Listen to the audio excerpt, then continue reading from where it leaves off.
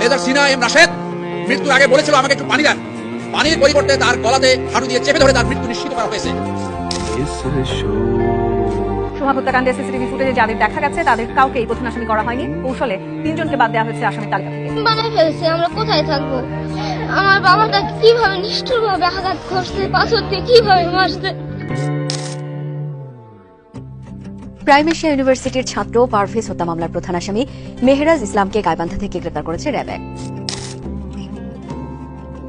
চট্টগ্রামে আইনজীবী আরিফ হত্যা মামলায় সনাতনী জাগরণ জোটের মুখপাত্র চিন্ময় দাস সহ 39 জনের বিরুদ্ধে অভিযোগপত্র গ্রহণ করেছে আদালত।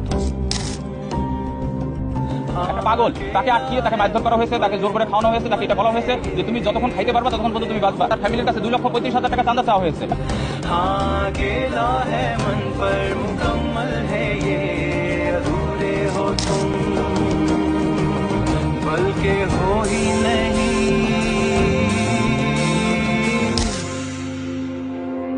झूठ की जमीन पर फरेब के ये सारे घर, इनमें रहने वाले तुमको सफेद दिल पत्थर। जिम्मा है ये कुदरत का या खता तुम्हारी है, जो भी है सबब तो